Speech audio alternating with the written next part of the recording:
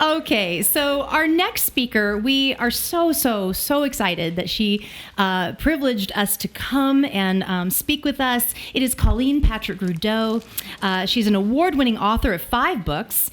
She's guided people to becoming and staying vegan for over 12 years through sold-out cooking classes, inspiring lectures, and engaging videos.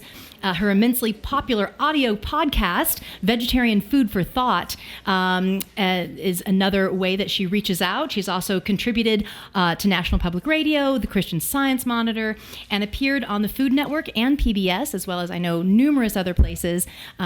She is so fun and funny. No pressure. See? All right. Thank you. Please welcome Colleen Patrick-Goudreau.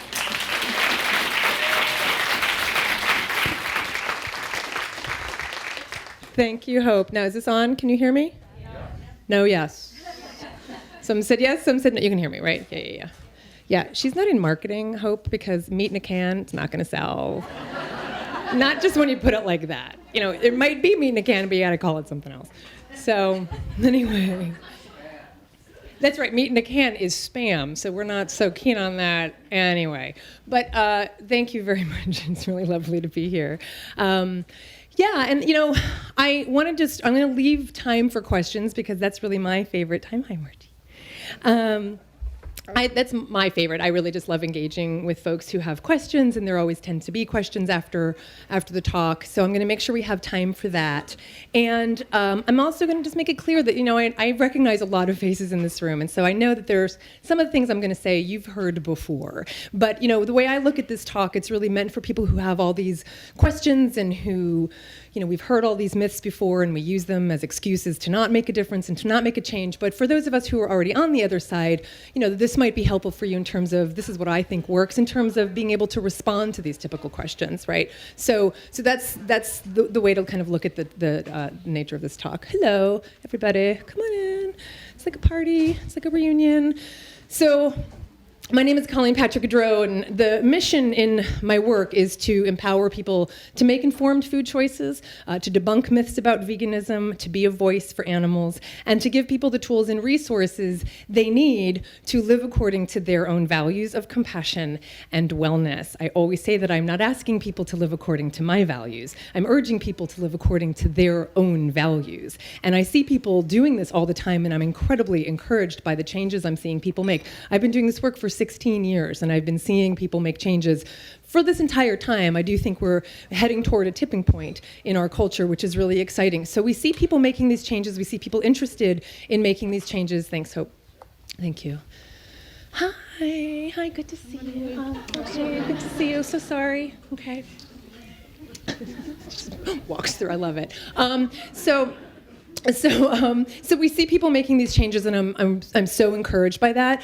My take is that I don't really think people are struggling with why vegan. I think we already know why vegan. I think we already know all the compelling reasons to make this change. I always say pick a reason, any reason, and it's a reason to make this change. The problem isn't that people don't know why vegan. Where I see the problem is that people really struggle with how vegan. And that's where I see my role is really helping people make this transition and do it joyfully and do it confidently and do it healthfully. And do it deliciously, of course, as well. That picture's not going to work out. I'm going to check that first. No, it's not going public. So that's where I see my role, and that's where I guide people is to make this transition joyfully. We struggle with the how because we live in a culture that doesn't make it easy for us to make the most healthful choices and the most compassionate choices. We live in a world that many ways embraces animal exploitation and abuse and looks upon those who oppose these things with suspicion and sometimes derision, right? So we struggle because we live in this culture that's not making it easy for us to make the best choices. That's not the fault of being vegan. It's the fault of the culture we live in. And so we have all these myths then because of what we're taught. I know Robert Grillo talked about this in his talk this morning. So we're indoctrinated in so many ways in our culture. By the time we're adults, young adults, even children who can make actual decisions for ourselves, we run up against opposition because of all of this. And so we wind up having these myths around food and nutrition and the social aspects and animals themselves and ethics and all of these myths that I think become excuses for people. I mean, the questions people raise about being vegan are valid questions. I'm glad people are asking questions, but I think we use a lot of these as excuses to not make the change we really want to make. And I think people use it as the blocks to just say, nope, this is the way we've always done things, so we always have to keep doing them. Or nope, I tried, but I can't because I craved protein. Or nope, I can't. So they put up this block, and then we tell ourselves these stories, and then we keep doing what we've always done, right? So what I want to address are some of these excuses that we use in some of these myths and misconceptions that are out there. I mentioned nutrition. Hello? Hello, would they like to listen in? Maybe you could put on speaker. So the first set of myths really are around nutrition, right? I mean, most of us are raised with the same ideas of where we're supposed to get our nutrients from. We're all taught that the nutrients we need are animal-based, right? All right, everybody right now turn your phones off. I'm gonna wait. Everybody, get into your pockets and your purses and mute. Turn them off. Thank you. I never make that announcement because I expected more of you, frankly. My goodness. Okay, we're done. Okay, so we're all taught that the nutrients we need are animal-based, right? We're all taught that. If I were to ask you where we're supposed to get our calcium, you would say, and what kind of milk? Human milk? Cow's milk, right? Non-human animals' milk, goat's milk, right? Animals' milk, right? If I were to ask you where we're supposed to get our omega-3 fatty acids, you would say fish. If I were to ask where we're supposed to get our protein from, you would say, no, people wouldn't say kale. You know kale, but we're not taught kale. Someday, there will be a whole generation that says we are supposed to get our protein from kale. But right now, we're not, right? So we're taught that we're supposed to, someone said cheese, right? So dairy, really all of the animal products, we're taught that it's meat, dairy, and eggs we're supposed to get our protein from, right? And everybody's obsessed with these single nutrients. I mean, that's part of the problem, is that we're obsessed with single nutrients. I mean, there's a reason for that. We're not obsessed with single nutrients because we all want to become dietitians. I mean, we've been taught that we're supposed to become obsessed with single nutrients, and I think it's one of the things that leads us to be really confused and disempowered when it comes to our health, right? So we're all obsessed with these single nutrients. We're all obsessed with protein. Everyone's obsessed with protein. Protein, not going to get my protein. I know my protein, and I tried being vegan, I need my protein. And I said, well, how did that happen? Like, what did that, my body just needed my protein. I just needed my protein. I said, well, what did that feel like, that your body was talking to you and telling you it needed protein? And I don't know, I was tired. And I needed protein. I said, wow, so tired doesn't really equal protein deficiency. Like, what happened? And they said, well, I don't know. You know, my doctor said I was anemic. I said, okay, that's iron, not protein. So I don't know, I needed protein. So most people are obsessed with protein. No one could tell you what it looks like to not have protein, to have protein deficiency, right? I mean, we're so obsessed with this idea of protein deficiency. I mean, how many people, raise your hand if you've heard of heart disease? Raise your hand if you've heard of diabetes. If you know anybody who's on blood cholesterol lowering medication or blood pressure lowering medication. Raise your hand if you know someone with kwashiorkor. Really? Kwashiorkor? And raise your hand, come on. Raise your hand high if you know someone with kwashiorkor. You'd think we'd know someone with kwashiorkor. Kwashiorkor is the scientific term for protein deficiency. And we're also obsessed with protein and protein deficiency. You'd think we'd know someone with protein deficiency. You'd think we'd know like a kwashiorkor specialist or a kwashiorkor ward in the hospital. Anybody? I know cancer wards, I know cardiovascular wards, but I don't think I've ever seen a kwashiorkor ward in any hospital in any industrialized nation. It's because we don't have kwashiorkor in industrialized nations. We've seen kwashiorkor if we've seen appeals from hunger organizations who are showing us images of children who have distended bellies and yellowing skin. They have kwashiorkor, right? They have kwashiorkor because they're not getting any protein. And why are they not getting any protein? Because they're not getting any food. Because they're quite literally starving, right? And the only time we see true protein deficiency in industrialized nations is if when someone really isn't eating, if they're very sick and they're not eating any food, if they're anorexic, that's when we see people who have kwashiorkor. But that's not the problem with our health issues, right? All of the things you knew about, the heart disease, the cancer, the diabetes, the high blood pressure, the high cholesterol, all of those are diseases of excess, right? We don't have diseases of deficiency. Anybody have scurvy in the house? Anybody rickets? Anyone? Know anybody with rickets? I mean, we just don't have the diseases of deficiency. We traded the diseases of deficiency for the diseases of excess, but we don't have to make that trade. We don't have to have either. I mean, with making the change to a plant-based diet and making sure that we're getting all the nutrients we need, we could be the healthiest specimens ever. Ever not getting those diseases of deficiency and not getting those diseases of excess as well. So the power is in our own hands. So we're obsessed with these single nutrients, and yet we don't really know what it looks like, and we don't really know anybody who hasn't. That's not the problem. The problem is not the diseases of deficiency. And you can look at this with all of these things. I mean, the question is not where are vegans getting their protein? The question is why are we going through the animals to get to the nutrients that the animals get because the animals eat plants. The nutrients we need are plant-based, period. Well, comma. The nutrients we need are plant-based, semicolon.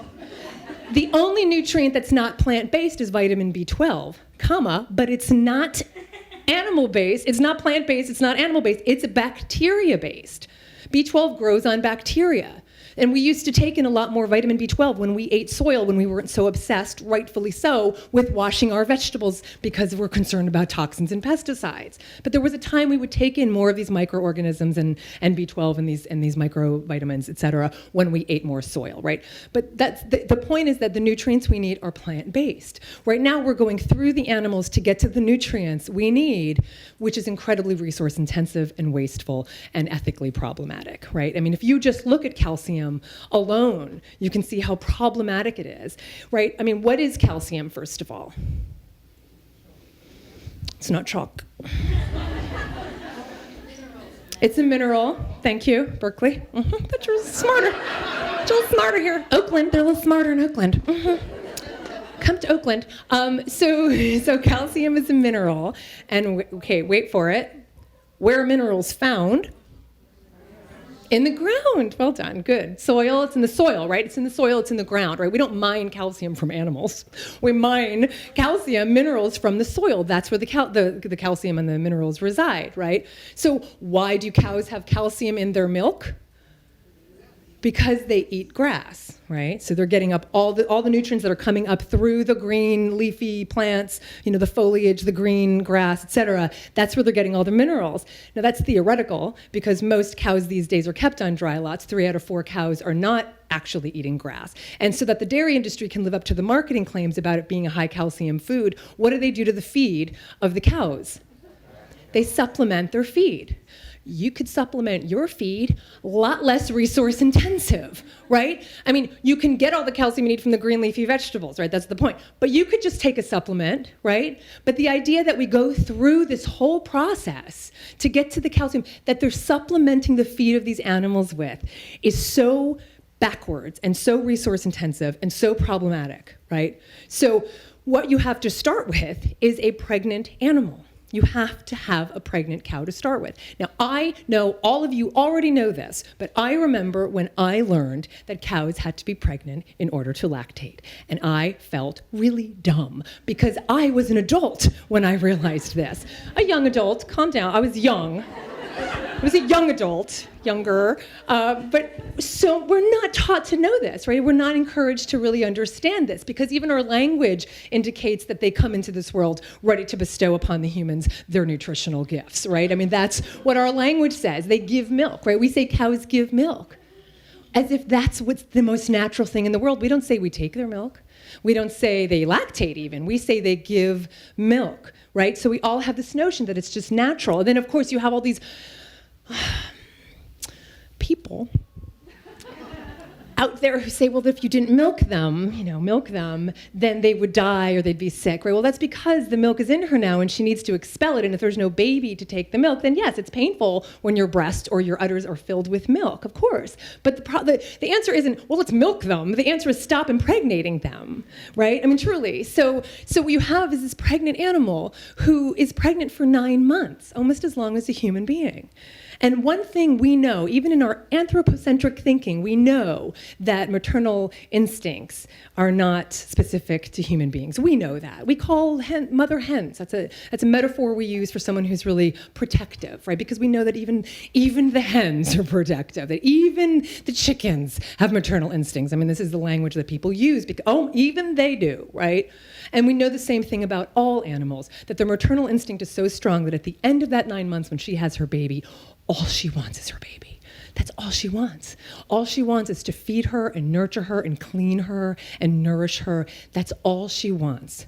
And the only time a farmer, small farmer, large, they will tell you the only time a cow is dangerous is when you're taking her baby away from her.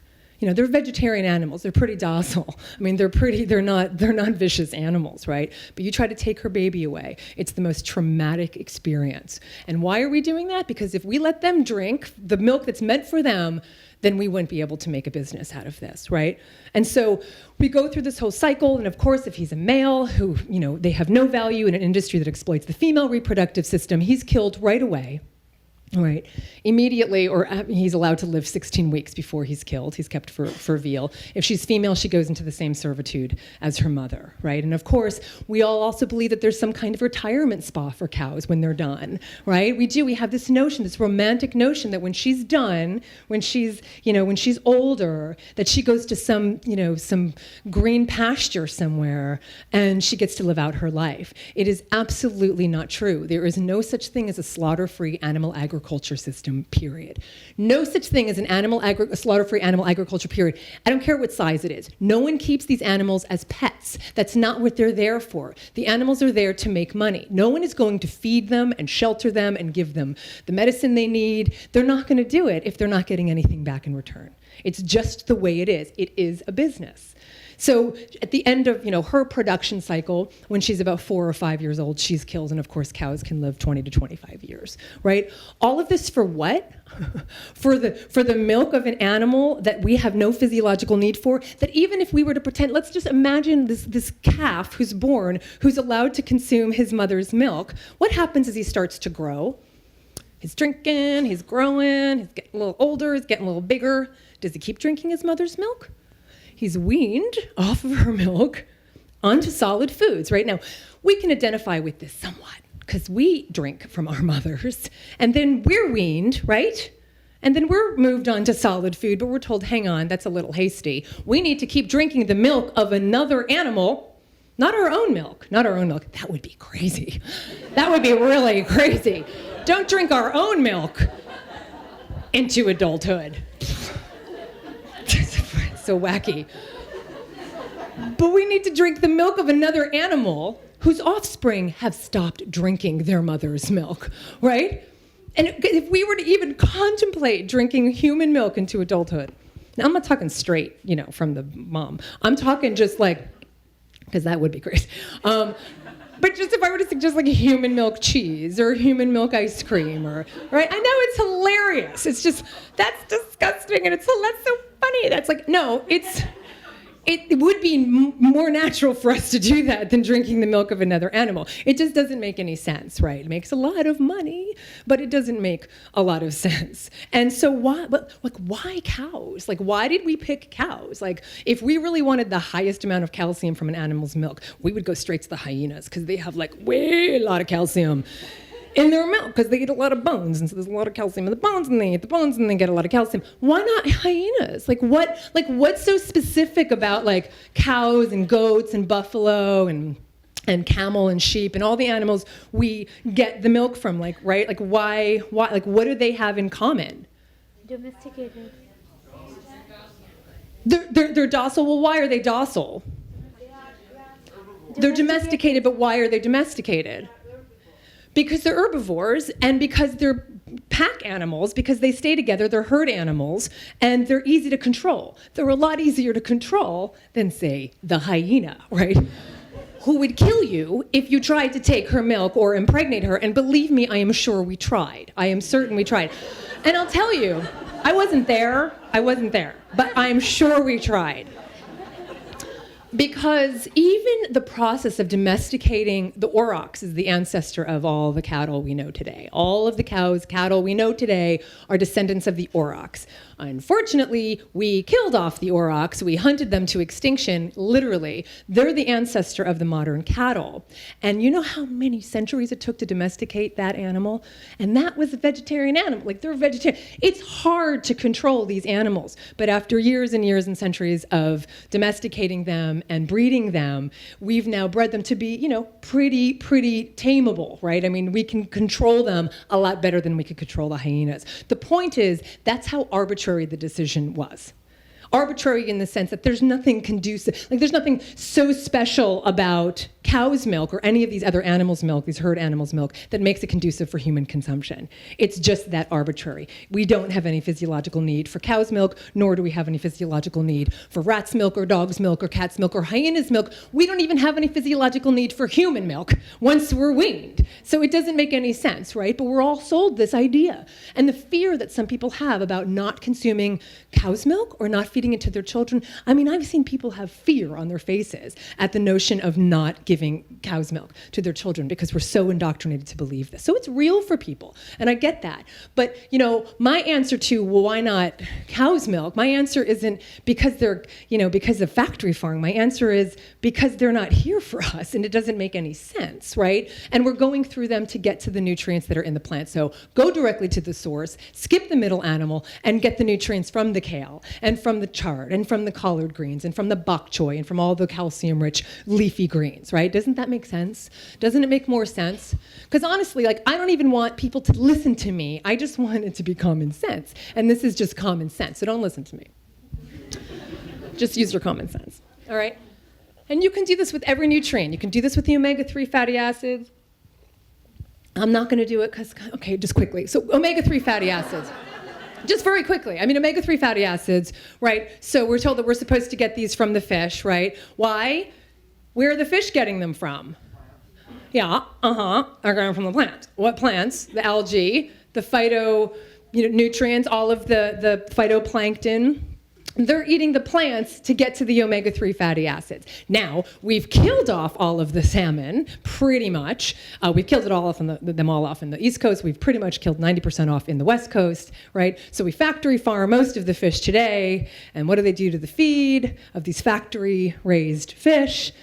We have to supplement it. And we don't know if they're actually getting it. I mean, they're really not putting a lot, they're putting antibiotics and they're putting a lot of herbicides in the tanks, but they're not putting little capsules of algae. I mean, they're just not. They're confined just the way land animals would be. So the point is, skip the middle fish, you skip the saturated fat, you skip the dietary cholesterol, you skip the animal protein, you skip the lactose especially with the cow's milk, right? You go directly to the source and you get the vitamins, you get the minerals, you get the phytonutrients, you get the antioxidants, the fiber, the folate, bless you. All of the nutrients that we need.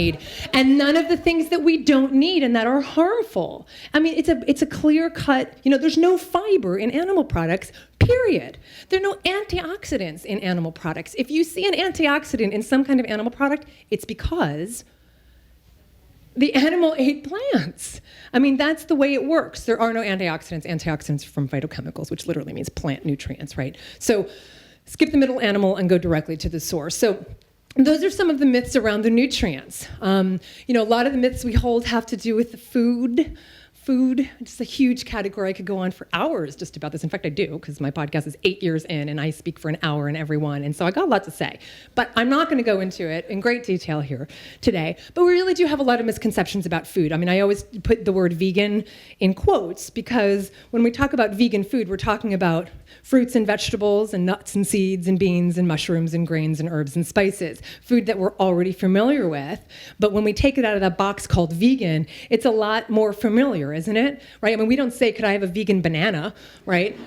could I have a vegan apple, please? It's just an apple, right? I mean, we need to just demystify what this thing is that's called vegan food. And I've heard vegans overuse this word vegan as if we have to qualify everything before with the word vegan. And it really just makes it sound like there's a special category of food when it's really just food we already know and love. So we can let go. I've been vegan for 16 years. A lot of our friends are vegan. My husband's vegan. You don't have to come to me and say, we had a great vegan meal last night with a great vegan dessert and their vegan cake was amazing. I know you ate vegan because you're vegan.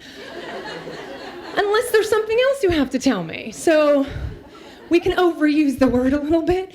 But a lot of the myths around vegan food have to do with, I think, more with our self-perception, right? Because we tend to have kind of our perception of ourselves over here, and then we have like reality over here. They don't always match, because there's never been one time that I have said to someone that I am vegan that someone else didn't say, yeah, I don't eat a lot of meat.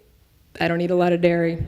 I really don't eat cheese. I don't really, no. And then they go on to tell you how much they do eat. It's like when I tell people I don't have a TV. It happens every single time I say I don't have a TV. And I didn't have a TV before other people didn't have a TV, because now with little box top things, nobody has TV, nobody has cable. Before that, we didn't have TV. And everybody would go, yeah, I don't watch TV. Well, I watch this show, that show, this show, and this show, but I don't really watch a lot of TV. Like, everybody does that still. It's hilarious. And I didn't even say anything. I didn't even say, like, and you should. I don't have TV, and you shouldn't either. Like, I don't even say anything. I just say, I don't have TV, and then people go, I don't have TV either. And it's the same thing with saying you're vegan. I'm vegan, and that's all. And then, oh, yeah, I don't eat a lot. Well, I do. I didn't ask, but go ahead. Because that's great. Let's have a conversation. And actually, I do bring it up because I want to have the conversation. And I know that all I have to do is say I'm vegan, and it's going to start the conversation. So it's fantastic. So people say, you know, I don't eat a lot of meat, I don't eat a lot of cheese. The truth is you really don't know how much you eat until you stop. I mean, that's what I tell everybody, and everyone goes, yeah, you're right. I mean, you really don't know, because we're such creatures of habit. And that goes for anything. That really goes for watching television too. Any habit, you don't know how much you're doing it until you stop. And so that's the principle behind my 30-day vegan challenge, is to say stop long enough to just recognize your habits, because really the truth is all this is about, the way we plate our food, the foods we choose, the things we love, it's all because we've been looking in this direction our whole lives. And we're eating the same foods over and over again. It's what we know, it's what we like, it's what we're taught, right? And we don't even know there's things over there, because we're not looking over there, because we're going to the same restaurants and we're ordering the same things off of the menu of those same restaurants. And then people go, vegan, doesn't seem to be a lot of variety, does there? And I'm thinking, I remember what it was like when we do that. I do that even the way I eat now. We just choose the same things over and over. We're so habit-oriented, right? And so then when you stop long enough, 30 days, whatever, then you go, I'm going to have a burger. And you go, oh, wait, no, I'm not doing that. Well, what's over here? I never even knew there were things over here. And you start to go, oh, there's this over. I never noticed this before. New cuisines, new ingredients, new restaurants, new flavors that we never knew. But you don't recognize it until you stop this long enough.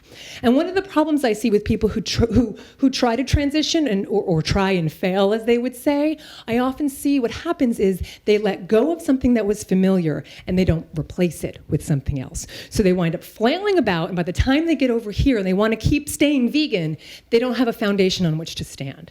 And so my work is about, let me answer every question you have. So by the time you get over here, you are confident. By the time, okay, remember Karate Kid? Because it is kind of like this. So remember I'm going to make an 80s reference. You heard it. So do you remember the Karate Kid? Some people don't. I'm so old. Okay, yeah, exactly. The wax on, wax off, the thing. And the point is, he was taught these muscle movements so that when he actually needed them, they came effortlessly, right? And that's what this is about. I hear this all the time from people who take the 30-day vegan challenge, is I'm giving them all the tools they need so that when they get to the other side, they go, I'm vegan? Like, I just did this, like, I'm there, like, it happened. And now when I go to do something that before I thought was so daunting or unfamiliar or new or scary, it's just effortless. So I don't use the word easy, because I don't really think it's fair to say to someone, vegan's so easy, just do it. I did it, it's so easy. Well, that was your experience and good for you. I don't think the process, I think change is hard for people. And I think guiding people into through whatever their challenges are, I think is really the compassionate thing to do. But when you get on the other side, it's not that it's easy, it's that it's effortless. It's like that Karate Kid moment. And so the point is to give people what they need throughout the transition. So those are some of the things too that people, it's really about forming habits and changing habits, right? So they become second nature. Another excuse a lot of people use has to do with nature is people who said, well, I tried being vegetarian. Maybe you've heard this, maybe not. I've tried being vegetarian or I've tried being vegan, but I really craved X. I really craved meat. I really craved usually, oh, you've heard that before. Amazing, we've all heard the same things. So I tried being vegan, but I craved meat, or I craved the animal product, right? And I insist that they did not crave meat. And they said, no, I really craved meat. And I had a hamburger, and I felt better. And I hear people say this to me all the time. What do you say to people who say, I craved meat, I had a hamburger, and I felt better? I say that we are not obligate carnivores. We do not crave the flesh of another animal. We just do not. We are not lions on the Serengeti who see gazelles run by and lunchtime and get really excited. Like, that's just not who we are. If you want to know what it's like to crave the flesh of another animal, think about that lion on the Serengeti. Think of a domestic cat. Do you ever see a cat? And most of us has seen domestic cats more than lions on the Serengeti, I would venture to guess, right? But think about a cat, right? You've seen cats who see a bird and they just get, like, their eyes dilate and their tail starts to flicker and they make this little chirping sound and they could care less about you and they start to drool a little bit. Is that how you get when you see a bird? And can you imagine all of us just walking around Berkeley and just everybody just like, there's a bird and there's a squirrel and there's a deer over there, like, oh my God. And everyone's just, can you imagine? I know, that's amazing. And I've never seen it. I am in Berkeley. I could spend some more time here and see what happens, but I'm gonna guess that we don't do that. That's not how we react, right? We don't even react like that if we see an animal who's been hit by a car on the side of the road. This happens every time. One of our reactions is disgust, and one of our reactions is compassion. We hope they didn't suffer. We hope it was fast. We feel bad for them. We don't take out our forks and start thinking about lunch, right? We are not scavengers. We are not obligate carnivores, right? So we don't crave the flesh of another animal. And everyone has these visuals in their heads now. I'm going to keep that visual in my head of everybody walking down the streets of Berkeley for a long time. But we do crave fat. We crave salt, we crave flavor, we crave familiarity, we crave texture, we crave a certain mouthfeel. And I use the word crave loosely because I think we're all tempted to use this word that has a lot of weight to it. Because when we say we crave something, it sounds like there's a physiological need for it. There's some science behind it and it lends like credibility to it versus I really want it, right? Because there's something really shallow about, well, I really wanted it and I just did it, right? And so we're aware of that. So we use this word crave as if we're really physiologically in need of it at that moment. And that's not what's happening. So I use the word crave loosely, but we do crave what we're familiar with.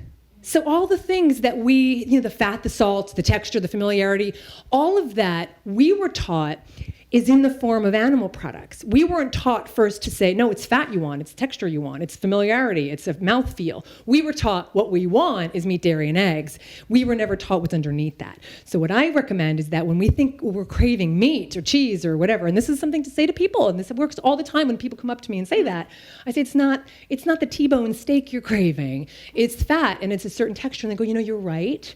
You're right. And then they start remembering, yeah, I had this burger once and it was this veggie burger and it had all that same texture and that wonderful, heaviness and meatiness. And that was really satisfying. I felt full, right? If they feel filled and they feel satisfied, that's what we want. So we just have to identify the craving, the fat, the salt, the texture, the familiarity, the mouthfeel, whatever, and then go to the plant foods to meet them. If it's fat, it could be have some peanut butter. It could be put almond butter in your smoothie. It could be have some nuts. It could be have some guacamole, have an avocado, right? If it's something familiar, I think we're so attached to just the way things look. We're all used to a plate looking a certain way. It might just be like something between two pieces of bread with lettuce sticking out and a tomato, but then something salty and lunch meat like? I mean, that's really powerful. There's a reason food scientists are making all of these foods that look like the foods we grew up with. If it's another culture, they'd be doing the same thing for their culture.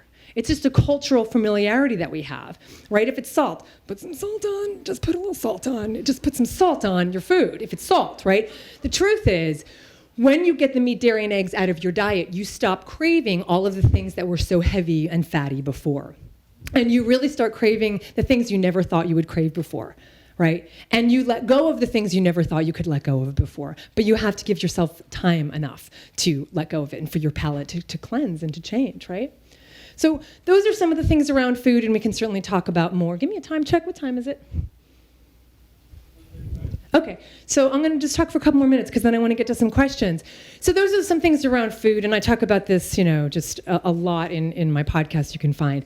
A lot of the stuff that happens for people are really around the social aspects, and I spend a lot of time talking about the social aspects of this because, like it or not, we are social animals, and we really do care about what other people think, to the detriment of our own values and our own behavior often, right? Because I hear from so many people who really I'm certain that they stay in the vegan closet or they don't become vegan at all, and it's true, it really is true, because they're aware that as soon as they come out, they're going to be bombarded with all the questions that we're all familiar with, and the challenges and sometimes the hostility that can come with this as well, and the awareness that you're supposed to have advanced degrees in nutrition and ecology and animal husbandry and psychology and anthropology and the culinary arts. Like, you're supposed to be an expert in everything, and people feel that pressure immediately as soon as you say the most powerful words, I am vegan. That's all you have to say, and with that comes a flood of whatever. It could be questions, challenges, fear, hostility,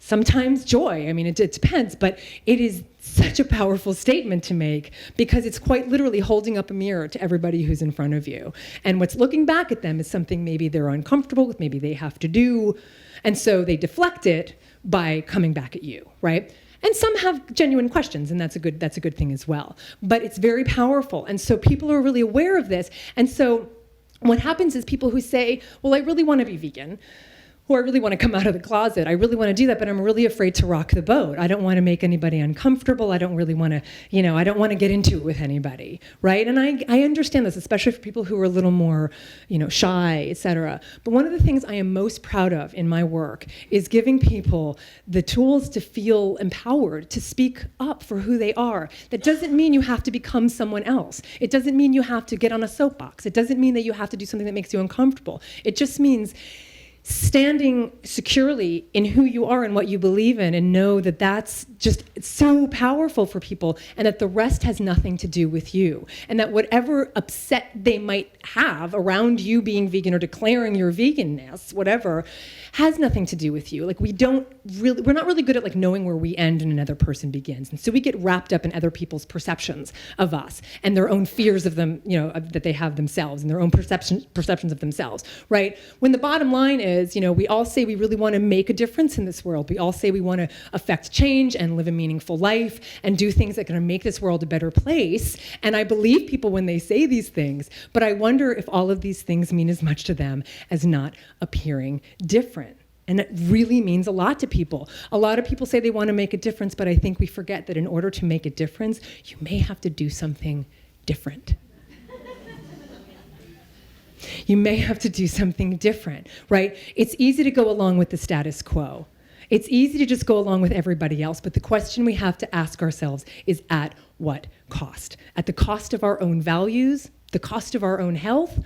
Those are pretty high costs, in my opinion, and we have to ask ourselves that question. I think we underestimate family and friends, I really do. I think a lot of what happens when we're out there in the world has more to do with how we see ourselves, or how we think people are going to see ourselves, and then people see ourselves that way. So if we think we're being a pain in the butt for asking for what we want when we go to a restaurant and we're paying for the food, if we think we're being so just so unmanageable because we're saying, could you just not put the cheese on? Great, thanks. Then that's how people will take it. But if we walk into a situation saying, I am just so, you say this internally, you don't say this outside. You don't use your outside voice, your outside your head voice. You say, use your inside your head voice for this one. I'm so proud of, for me being vegan that word is very powerful. It means something very special to me.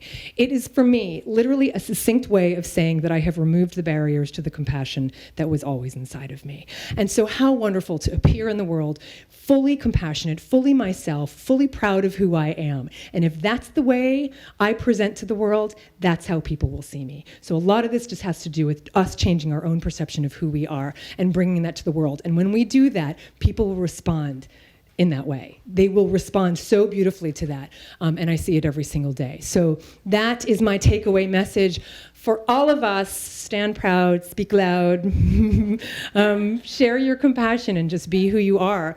So I want to take a few moments, though, to take some questions, assuming you have any, and certainly I'll be out here for a few minutes before the next speaker comes on. But take this opportunity because other people might have questions, might want to know the answers to the questions that you have as well. Yes? Where do I find your 30-day challenge? That's a good question. I found it. 30dayveganchallenge.com. Yeah. It was really hard to find for a while. Yes. I know. I know. Thank you for asking that. Actually, I will make this announcement. Should I make this announcement? I have not made this announcement anywhere else. Make it. So the 30-Day Vegan Challenge, the original book, went out of print 2 years ago. Not by choice. It was very painful. I launched the 30-Day Vegan Challenge online, and it's up there, and it's living, and it's out there now, and it's great. It's video.